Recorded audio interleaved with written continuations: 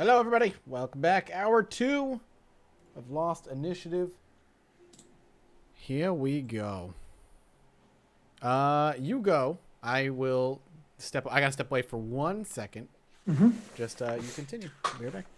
Awesome. So it's actually at this point we're going to be able to move ahead a little bit more quickly. So quick assumption here. Let me know if you felt otherwise. With Rye not feeling so hot and there being somebody downstairs that could spend a little bit of time paying attention to her, would you want Rye to stay down there with that priestess, to keep an eye on her because the area seems to be safe and everything at this point? Or hell no, she won't go, and kind of drag her along with you guys as you keep going? Yeah. I So don't know what Rye would do. Rye? Like, what would Rye do? I think that WWRD? priestess is pretty trustworthy, especially considering we spent so much time going out of our way to help her. So I feel pretty comfortable leaving Rye with her. Oh, maybe she could look after Rye. That's true. Yeah. Help her out. Awesome. So we'll just kind of leave Rye down there, so we don't have to slump her corpse around everywhere. I mean, help her along everywhere. Well, she got left upstairs while Grommen and I were rummaging down through here, right? So I still feel bad, and I guess I'd like Grommen to help me bring her into the priestess's room and say, hey, got a friend here that could use some help. Yeah, it's funny because I'm imagining like you guys like, oh, I have to bring Rye with us, but she's like not that. So like Grommen dragging Rye by like 1 foot, she's just kind of like against every step. No, He's gonna be Grommen a wouldn't do little it more like that. Grommen would, since she's kind of small and Grommen's like 7 feet tall or some shit. Grommen's just gonna like kind of hold her underneath and have her arm under and kind of like carry her along. Give her some support. Ruins the imagery.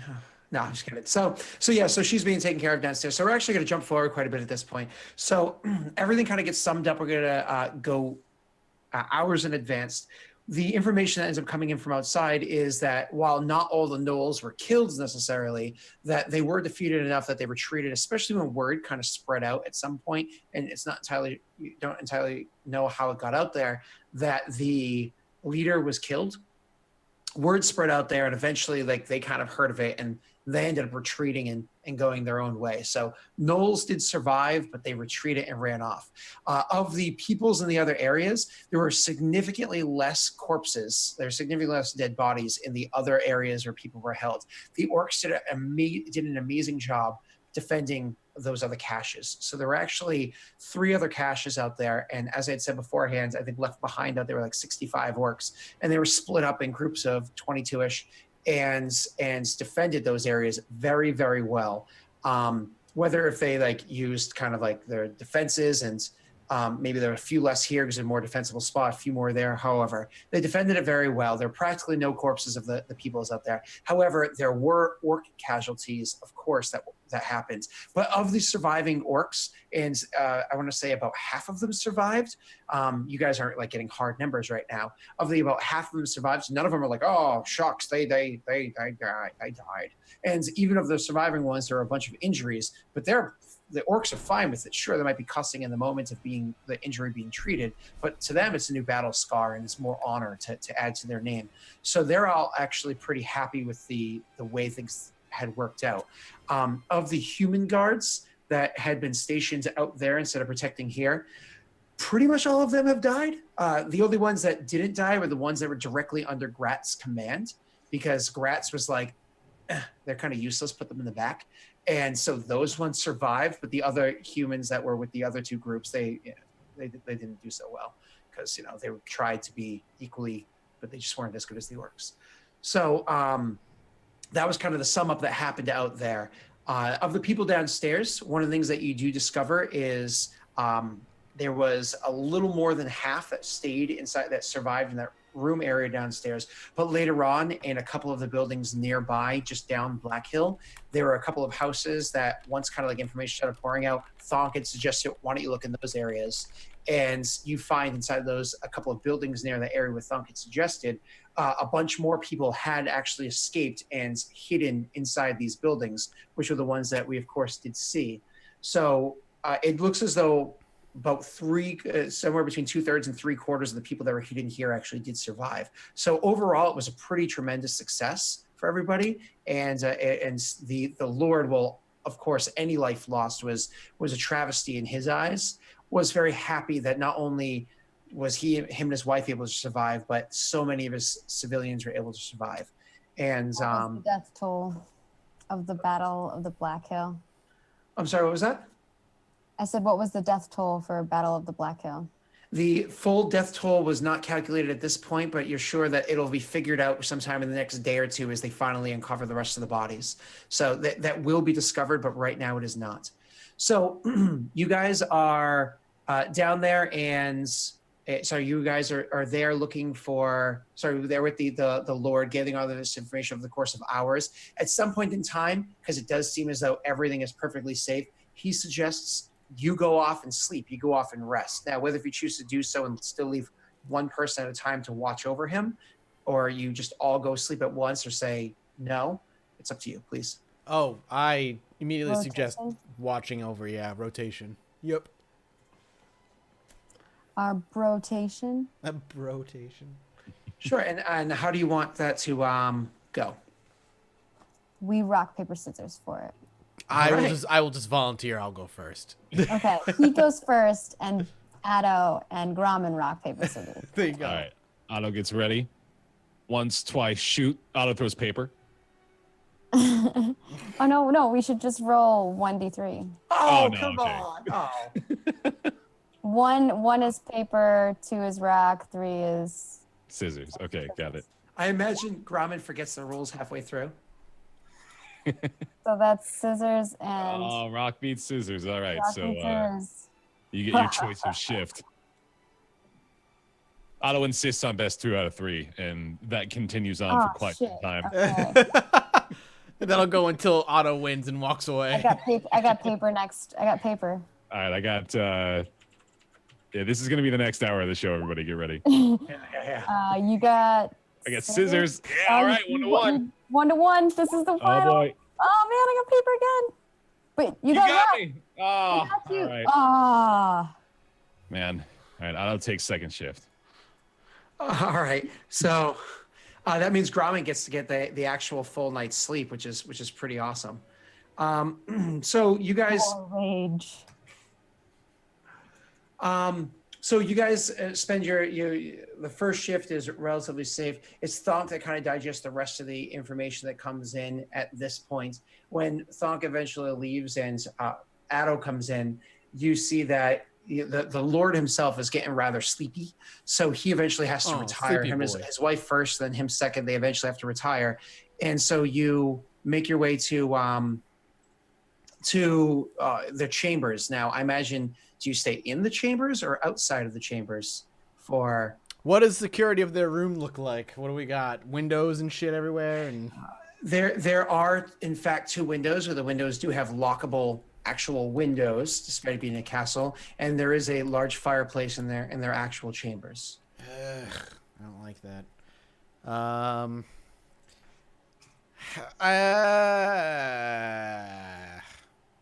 I will opt to stand in the door, but if they're like get out. Oh no! This is during Addo shift, so you go to sleep. Oh, okay. So that's Addo Oh. shift. You go to Okay. sleep, you worry wart. Otto just goes in. Okay. So Addo goes in and is like, okay, you guys sleep. What does he like? Sing them a lullaby while they're trying to go to sleep, or? Well, no, he's just gonna keep a sharp eye, just making damn sure we're good to go in here. Gotcha. Okay. So he goes and does so. Sorry, just trying to find. There it is. So he goes and keeps an eye on there. Nothing nefarious happens, and later on, when it's time for Grommen to get up, Grommen does so and comes and watches, and they eventually get up, go through the morning routines. You guys all get back together. Nothing happens. Everything's fine. So the next day, the day is again finished, kind of gathering information, digesting stuff. But it seems as though everything is successful. Everything's safe. They're kind of pulling in the last of the numbers, and they call for a feast in your honor to happen tonight, and a celebration of the safety of the town to happen tonight. Now, this isn't meant to be some big grandiose celebration where everybody lines up and medals are pinned on Chewie's chest, but it's meant to be to show thanks to you in the actual center of the city, so others can come and pay their thanks to you and the other orcs that were here, and so on. So as this day progresses, the Thonk, who I imagine spends the most time with the nobles, kind of watching over them, he is able to hear the final number of those that were killed, and it was about 132, 133 that were killed. If there's any more than that, there are a few more that they believe are missing. They haven't found the bodies, so maybe they just kind of ran out of town and haven't returned yet. And there are also the further farmhouses that weren't checked at this point. But 132, 133 seems to be what the death toll is right now at the Battle of Black Hill. That does include the citizens, the orcs, and the guards. Okay. Okay. Is that what you were asking about, Maggie? Yeah, I wanted to know our KD ratio.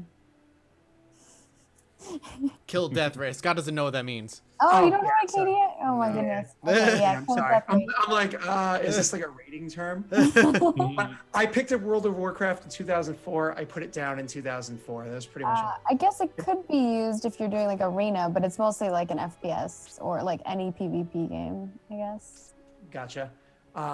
So either way, the kills for the entire group, it was actually, I would say it came to be about almost a 1-to-1, but more killed than killed in the favor of you guys. So what happened was, your particular group, there was sure no deaths amongst you guys. You only slaughtered, but then there were the citizens downstairs that died handedly, and then the orcs were taking out the gnolls at 2-to-1, but the numbers at your own in particular location were just so great that it almost a 1-to-1, which is of course depressing. But you were happy to see that the vast majority of the citizens here did survive.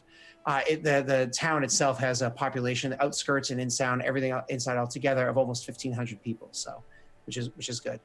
But moving on. So when you guys, unless there's anything that you wanted to do, you flash forward to that evening. There is a feast that happens in your honor where he goes and he calls out a thank you. His face at this point in time has been bandaged up and whatnot. And he does have like makeup on it to try to be a little bit more discreet with the puffing and the purpling and everything that's happening there.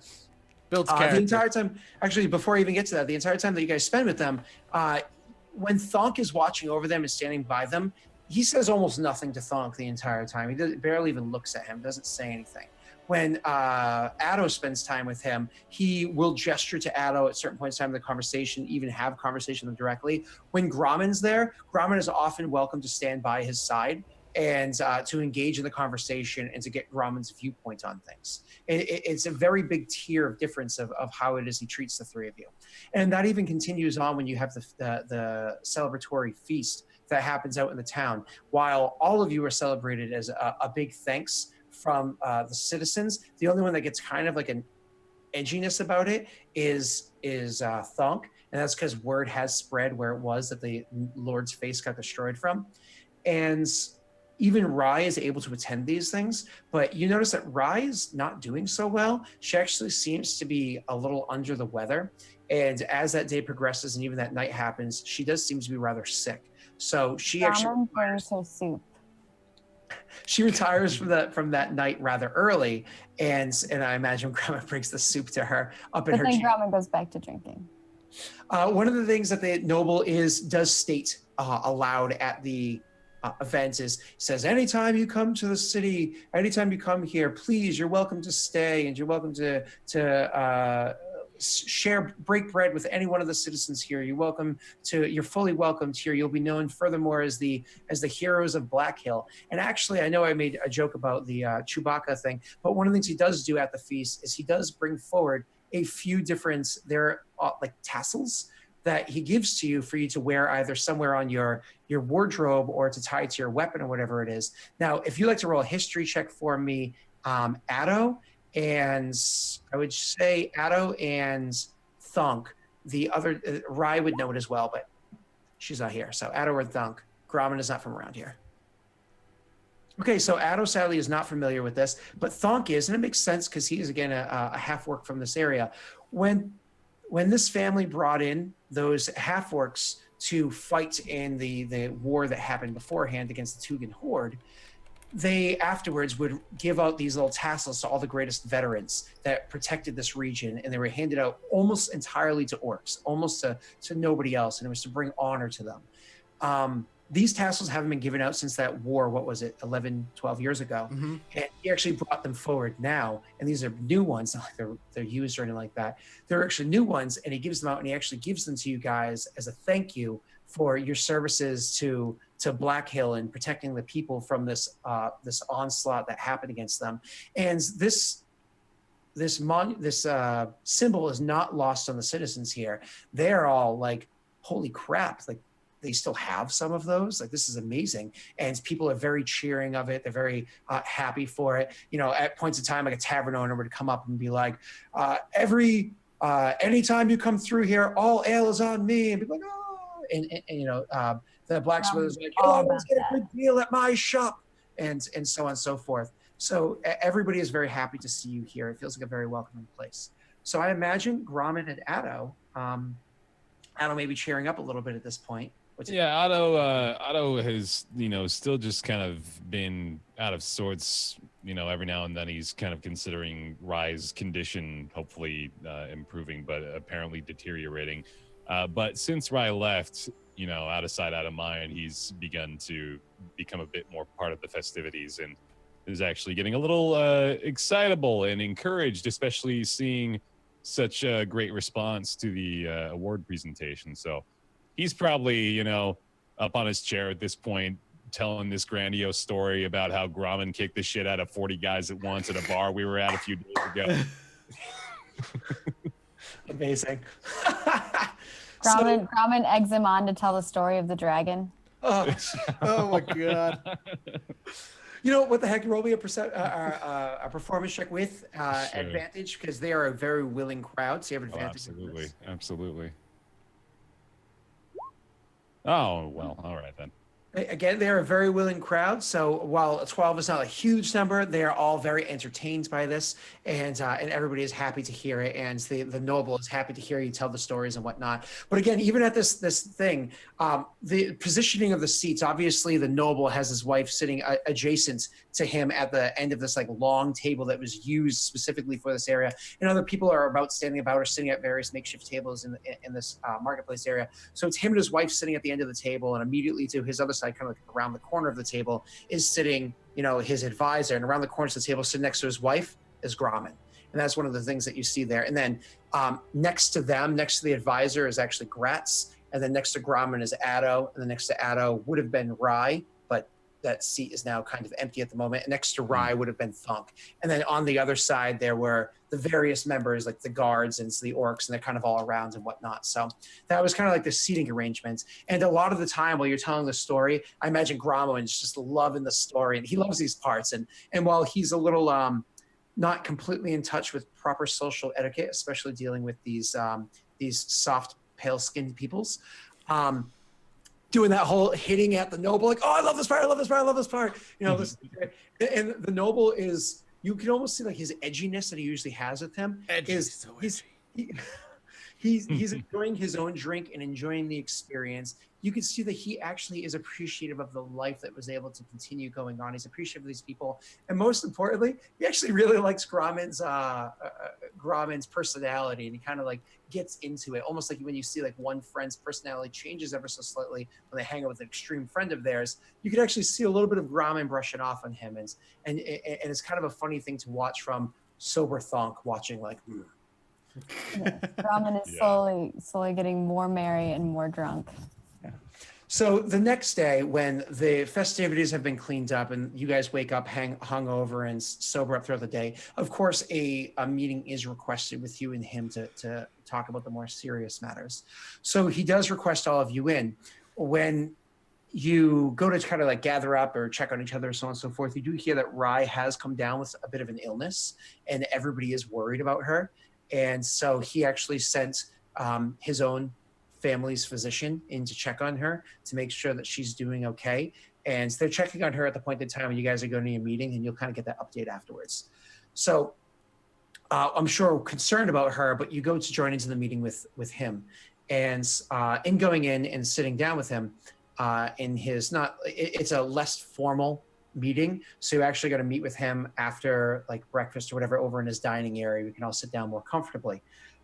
Excuse me. As I said beforehand, his dining area is something that can be converted into almost like a war room with like maps and whatnot. So he sits down with you guys and he says, after everybody's kind of collected, he says, I would like to extend my gratitude one more time to the four of you. I understand Rye is not feeling well at the moment, but I just want you to know that what it is that you have done for myself, my wife, my family, and entirely my people, my gratitude goes out.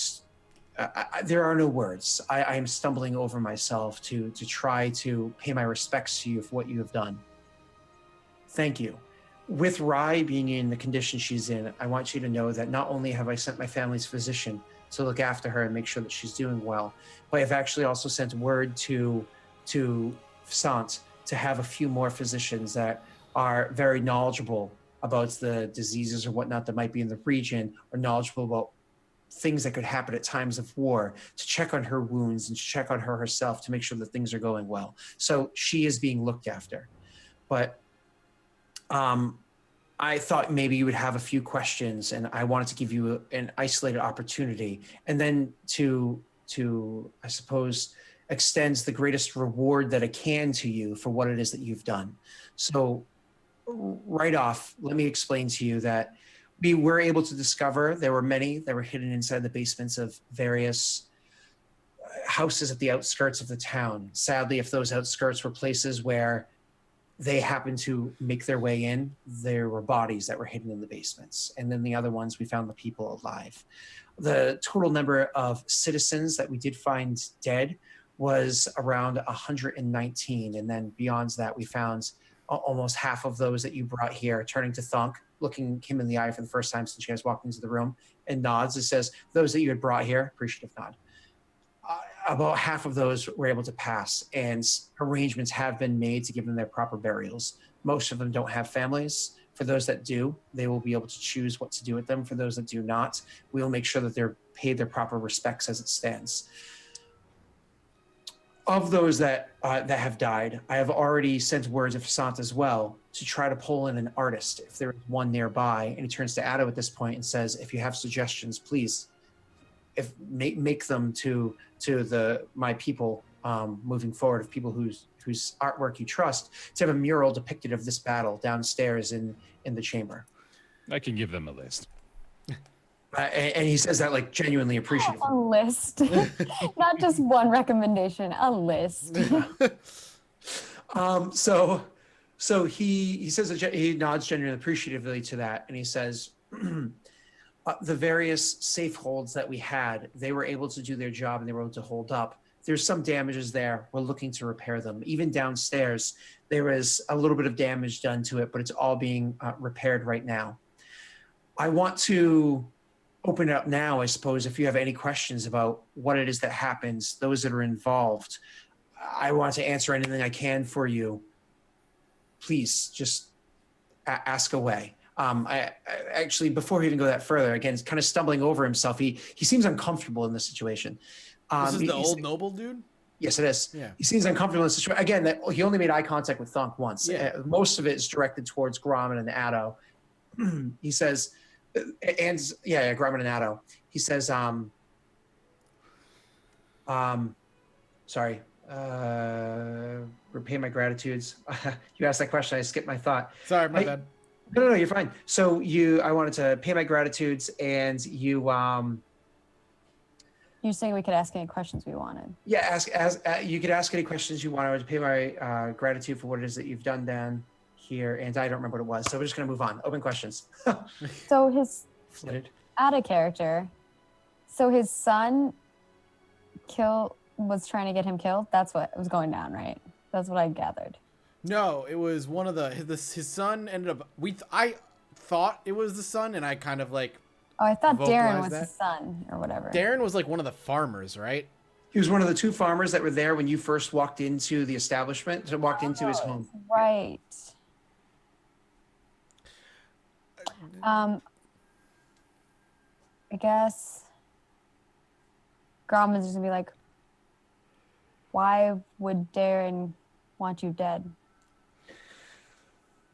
That's a really good question.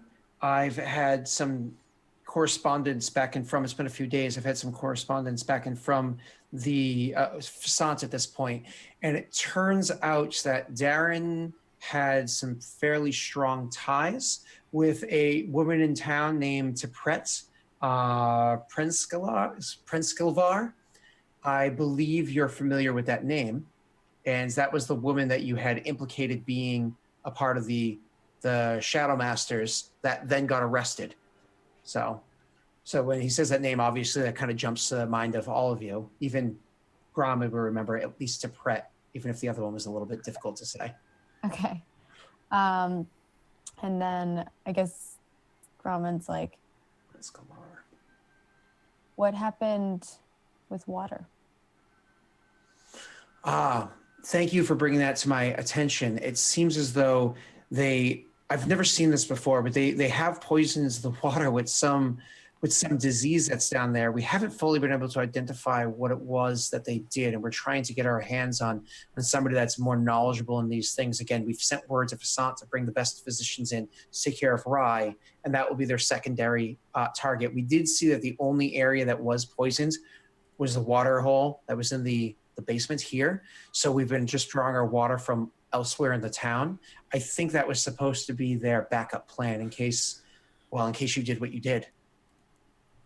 Grauman kind of looks at Addo and Thonk and is like, I think I have more questions, but not for the noble. Or what's the noble's name? I can't remember his name. His name is Pavel. Pavel, yeah. But not for Pavel, for Thorsten. I actually looked at you and pretty heavily nod to that and say, agreed, our job here is done. The only one we must report back to is one who hired us for this. I've also Rye is not well, so perhaps we should wait? Question mark, question mark? Oh, Rye is not well. Yeah. Yeah, that's what he said. Rye is not well. I've also taken the liberty of sending word out to Forsten that things had happened well here. I'm not familiar with this Forsten character, so I sent word out to him that things did go well here. I'm hoping that he comes back on his own. And in case you were concerned, because it seems as though things were being handled a little uncouth, I did send word out there in a manner that would be a little bit more discreet than just shouting it from the rooftops of Facade. We appreciate your discretion. I appreciate everything that you've done. It seems as though you actually don't have that many questions for me, and that's perfectly fine. I don't want to bog you down with details or waste your time. I'm sure you have your own rest, or maybe even you want to check on Rye yourself. The surviving assassin, is he imprisoned somewhere? Yes, he's being watched over by one of the orcs that Gratz had appointed to do so. However, he's not really in a cell at the moment. You had stated that you wanted him alive, and so he's also being looked after by the physician, though clearly coming as a secondary concern to that person. Grauman's ears perk up and he looks over at Thonk and is like, perhaps that's who we can ask questions. He nods. Ideally, I would keep that man in a cell, heavily guarded, if I were you. I will do whatever it is that you're requesting of me in this situation, he says, and it's as he turns to look at Thonk and he regards him respectfully, you can even see his face just kind of like stiffens up a bit just looking at Thonk. He's like, I will of course do whatever it is that you request of me in this situation. This is your prisoner that you have questions for. However, I've already had this conversation with my physician, and if we put him in the cell, then it's going to be a longer walk to get the supplies that are needed to keep him alive. And those supplies are currently as close to Rye's room as possible. We can't just move them.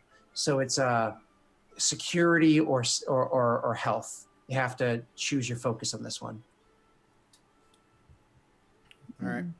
Well, Rye takes priority, so that's fine. Okay. Gromit doesn't care about his health. Gromit wants to ask him a question. I caught that last time you said it. I was laughed a little. I was like, oh. I have plans for him. Robin's so thug. I don't want him dead yet. But I don't know if I can go through with those right now. Okay. Yeah, Thonk pretty much has no questions for the noble. If you two do, ask away, but he's no, that's pretty... what Gromit said. Yeah. Gromit said he didn't have any more questions. His if questions Otto, are... do you have any questions for him?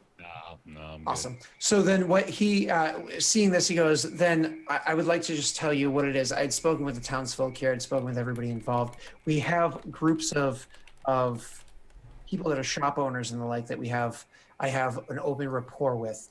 And I just wanted to let you know that every shop owner here wants to extend their gratitude to the best of their ability, whether it be the innkeeper saying you're welcome to spend as many nights as you'd like, as far in the future as you'd like, maybe even your children as well. You're welcome to stay for free at the inns that they have here. It will be as far as whatever room they have available, but certainly the nicest room they have available when you arrive. They want you to know that you're welcome to stay there for free. One of the tavern owners said that you could drink for free as long as you for the rest of your life. Another one said that you'd get everything at a discounted price. Even the blacksmith has said that if it's something simple, his apprentice will take care of it for you without even asking questions. If it's something more complex, then he would make sure he gives you the best deal possible to pay their gratitude to you. They want you to know that you're always welcome in this city and that their hearts go out to you and they love you for what it is that you've done. So I just wanted to, on behalf of all of the merchants and shop owners and farmers and everyone else that lives in our town, they wanted to give a very great thank you to you. And they wanted me to even take one step further and say, do not take this as a lip service thank you. They want you to come to their shop. It would be an honor for them to give you this discount, not just to say they're going to give it to you. So please, Gromment's like, visit them. Sorry if we do not seem as excited. I imagine your mind is elsewhere at the moment. But he like nudges Otto. Perhaps a little shopping wouldn't hurt. Otto nods. Shit got so real for Otto, he is traumatized. Yeah. You can clearly tell that too. So like, everyone almost died. It's like, yeah, man. Otto and Rye were just palling around like a week ago, and now she's dying of a fucking disease. Downtrodden. Absolutely. So after almost dying prior to that, so you have then he turns poignantly to the two of you, Otto and Grommen, and says, I also, while you're welcome to stay at the inns and whatnot, and he's looking at those two. He says, while you're welcome to stay at the inns and whatnot, I want to let you know that there is always a comfortable bed here in my keep where you may rest your head and you may be comfortable and safe. You're always welcome into my home. And what he's saying there is rather clear as day. He says, I'm sure your concerns are elsewhere, and I don't want to hold you back any further. Just one more detail, and I'll let you go and check on your friends. All of these things are things that I want to offer to you as a gratitude, and I want you to wear those symbols that I gave you of the honor that you've done to my city, and wear them proudly. Everybody in Thesk should know what those are. While I offer all of that as a reward, as my gratitude, I am very embarrassed to say this, but I cannot offer you much more than this, much more than what I've already said. So I really hope that you're able to take these as a rightful reward, and I hope whoever it was that you're working with beforehand is able to cover the difference between this and maybe what you were hoping for. But again, I am embarrassed to say this. I can't really do much more than what it is that I've already said. And you can see he's being rather genuine with this. Otto, he's just he has accepted the gratitude at this point. He's very happy to say our job is done, and that's all we came here to do. Mm-hmm. So with that, he's actually going to say, please go and check on your friends. Make sure that she's okay. And I imagine the three of you go to the leave. Yeah. Okay. As you go to leave, as you're kind of like walking out the door, he does say, Grommen, A word, please. Grumman motions that he'll meet up with Thunk and Otto and stays behind. After Grumman like shuts the door behind the other two leaving and comes back over, I don't know if he'd sit back down again or just stand there over there. If Grumman's standing, he stands. If he's still sitting, I guess Grumman sits down. Okay.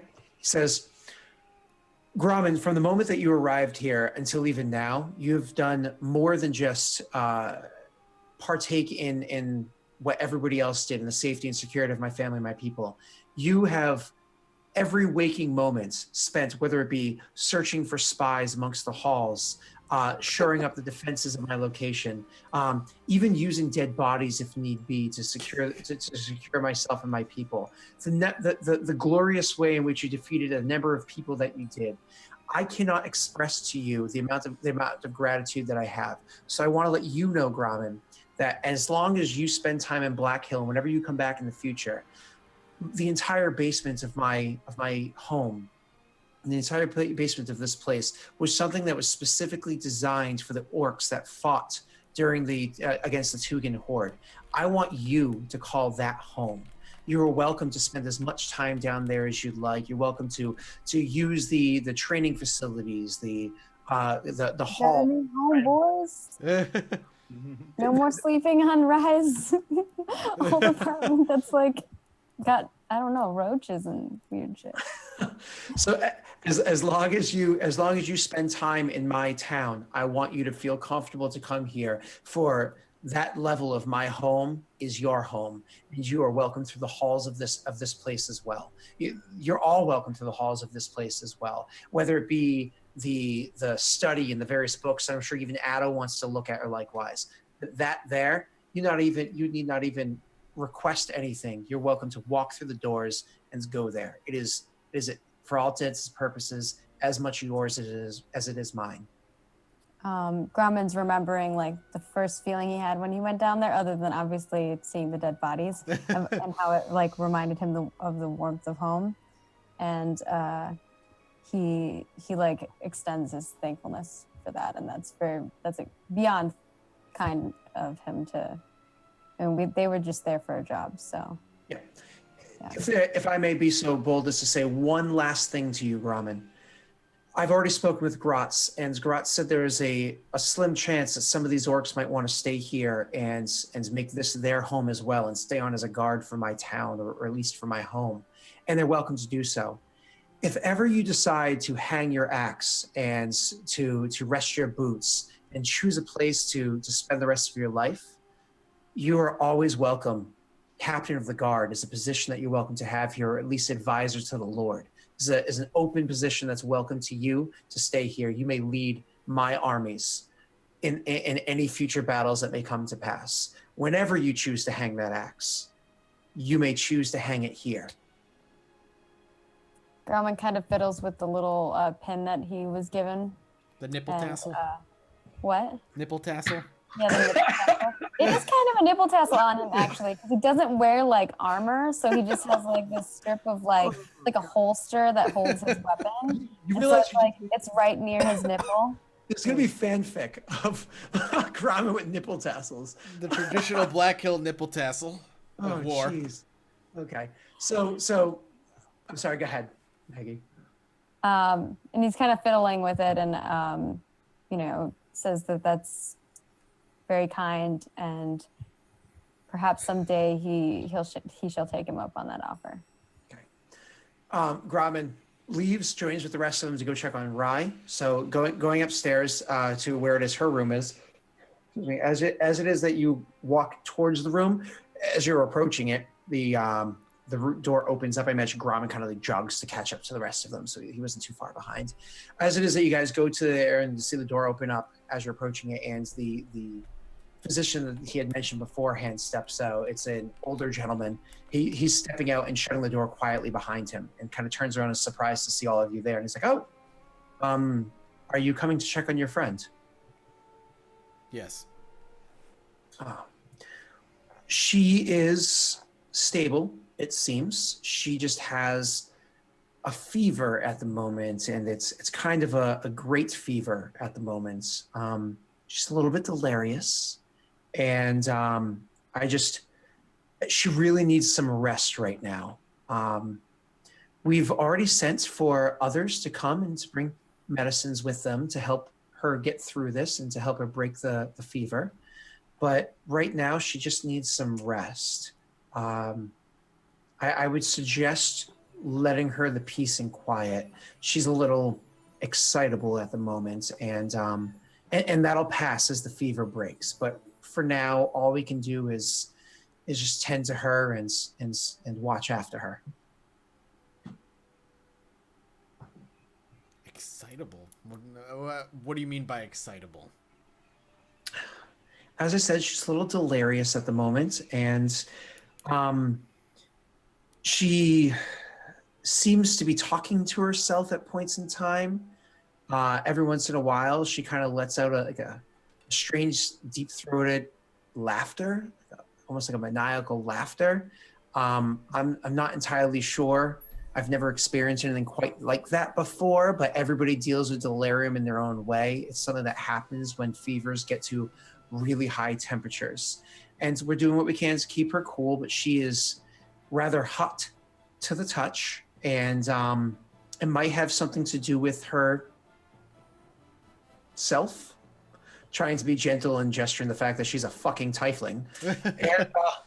And he's like, so again, it's just probably best to leave her be as she works her way through this.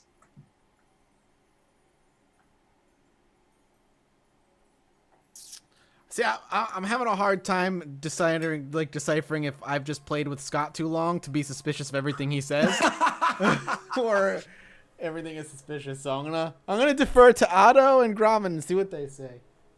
Okay, so Grommen's met up with them by this time. Yeah, I absolutely witnessed that entire thing. And so you're saying you're metagame suspicious because you think I'm okay. I just Are you gonna drop a fireball into the poor noblewoman's room? No, man, I'm a cleric. I can't do that. Okay, keep going.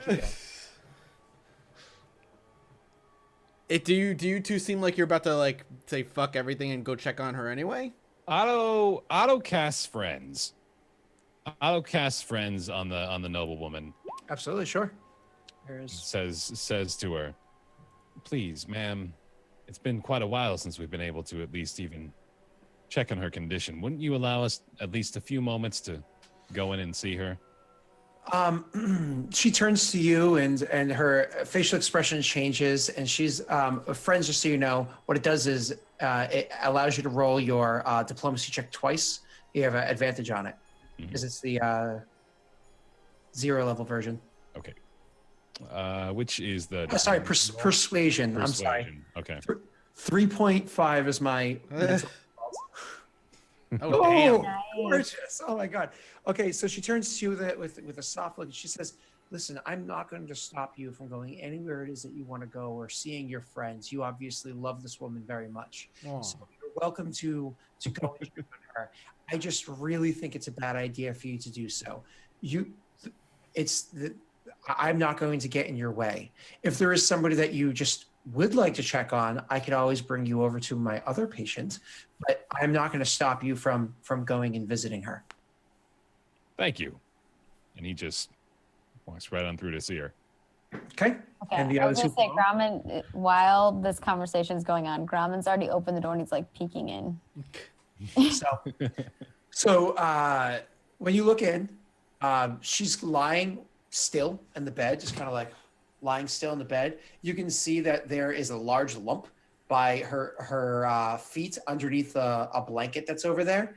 Like there's a big lump over by where her feet are, and you can see there's like a cloth across her forehead, and there's various like medicines on like a table nearby where she is, a table that was brought into this room, various medicines and whatnot that are over there, and she's lying again rather still at this moment. So when the three of you walk in, kind of go in there quietly, or as quiet as Thunk and Grommen can, and shut the door behind you. Addo, I imagine, is the quickest one to go over and check on her. Right up to her side. Right up to her side. As you go over there and check on her, you can see that the cloth that's on her forehead is actually steaming, and you can actually see steam coming out from over by where her feet are too. And and she's mumbling something to herself, but it's like inaudible. Mm-hmm. She's got a rag on her head that's steaming. Can I feel the rag to see if the heat is coming from the rag itself? Well, if it wasn't before, it is now. Uh-huh. I will cast detect poison / disease on her. Absolutely. See if I detect anything. Mm-hmm. I don't have the full description there, so I gotta research the spell real quick. Yep, you look up the spell. So while he's coming to that conclusion and asking Grumsh to give a crap about a tiefling, you guys go over and check on. Do you look underneath the blanket to see what's by her legs where the steam is as well, Addo? Or Yeah, I think I'm curious enough. Maybe There's just take a peek. yep, there's a like a little bucket or whatever by her feet that was filled with ice, which is a rare commodity over in this region. Of course, ice is a rare commodity in general. So with ice over there, but the ice it's pretty much water that has a few floating ice cubes in it, and those ice cubes are rapidly melting. And again, she's kind of like mumbling inaudibly to herself as Graba makes his heavy-footed way over to kind of like lean in and check on her himself. All of a sudden, her head kind of like whips aside wide-eyed, and she starts saying something in a language that you guys don't understand in a rather deep voice. This is like possession. It kind of turns over. It's like, and you guys are like, holy shit, what was that? I'm just gonna cancel my poison disease because I don't think that's what this is. So it works like detect magic, where it's like I detect the presence of a disease and/or poison. I detect it on this person. Sure, you actually do detect the presence of a disease in this person. Absolutely. I Oh shit! Identify what it is. Yes. Yeah, I don't think it says you identify the kind of poisonous creature, or disease in each case. Yeah, you do identify what it is. Yeah. Okay. Sounds like it. I'm gonna click it so you can see it. Yep. I just need to see if there's a roll that I make, because I actually haven't used this one in 5th edition before for the duration, blah, blah, blah. You also identify the kinds. That's cool. So focusing on her for a little bit, concentrating on whatever, focusing on her for a little bit, you actually, it takes its duration 10 minutes. Okay. Yep. 10 minutes. Yeah. So Grauman's like, what's wrong with her? And You're actually able to see the disease she has gathered is filth fever. Filth fever. Yeah, That means nothing to me. It's a common disease that happens in areas of refuse or areas where it more or less it means she's got like the flu or some like filth related disease. So you would get it, I think, again, from like a sewer, from a festered wound, from so on and so forth. It's a relatively common disease, though her reaction to it is rather uncommon. I was gonna say but again, delirium from the fever. All right, so yeah, I'll just say filth fever. Maybe Otto knows what that is, know what but filth fever is. Everybody's familiar with the symptoms that go along with whatever common phrases that you would call that. So again, it's just a disease. Okay. But what about the speaking? delirious. She's having an adverse reaction to the fever. You think? Hell of an adverse reaction. She's a tiefling. She's demonic. Otto in looks nature. up at you as though that was like a mildly racist comment. Oh, it absolutely was. Yeah, like you looked to me and were like, she's part demon. It's just fact, you halfling. And then Dom was like, yeah, it's just facts, Otto. Don't you know? I don't know how his head looking at her. demonic creatures react to common diseases, but I can imagine this is something that can happen. Either way, we should let her be. I cannot cure her of this. Why is she acting like someone, you know, when those dead souls take over people? She's a demon. Yeah, but she's just sick. Grauman. Do you guys interact with her at all, or no? You just kind of like edge away and leave her alone. I think while Fonk is trying to explain to Grauman what's going on here, Otto's gonna go up to her and go, "Right, can you hear me?" After like a little bit more of that mumbling, because she got quiet again, happens, she kind of like blinks and looks over, and she's like, "Oh, hey, buddy, are we gonna grab a pint?" Yeah. How you feeling? Oh, great. We're gonna sing some songs and And oh, behind you! Otto turns around really quickly, then turns back. Behind you is Grommen, and Yeah. she's looking up at Grommen with horror, like some large beast is about to kill her. No, that's Grommen. Don't you remember? No groveling! No groveling! Don't grovel! Otto is just he's taken aback, but then tries to reach out to like maybe touch Raya's arm, like hey, it's okay. To say that her arm is hot is an understatement. It is literally, when you touch it, there is a sizzle noise and your fingers burn. And I lurch back like, what the fuck? Yeah, kind of funny. Who is the least invested at this moment? Thonk is being objective about the situation. Thonk, one of the things that you notice is when that happens, there's a slight purple flash that happens over her right as that happens. But it's kind of like a quick little purple flash as he touches and there's a sizzle. And it's like, ah! Both him and Grommen are too distracted to notice it at that point. Him being right in front of Grommen. Interesting. I don't say anything about a small purple flash over from like somewhere in here on her. Yeah. Don't touch her, Otto. I suggest we leave. Yeah, Grommen like kind of helps Otto up because I'm guessing. Well, I kind of helps Otto move over and kind of puts his arm around Otto because you can tell that he's kind of sad. He's in a little bit of shock and disbelief at just what's happening. Maybe we should go shopping. Let's go shopping. Otto says, okay. We'll buy you something shiny. Okay, so the three of you will make your way over to that other room where the other person is being looked after, and the person is in there actively looking over this person. Sorry, let me be a little bit more descriptive. So the other room where the shadow master had been unconscious, broken, or whatever, and he's being looked after by the physician.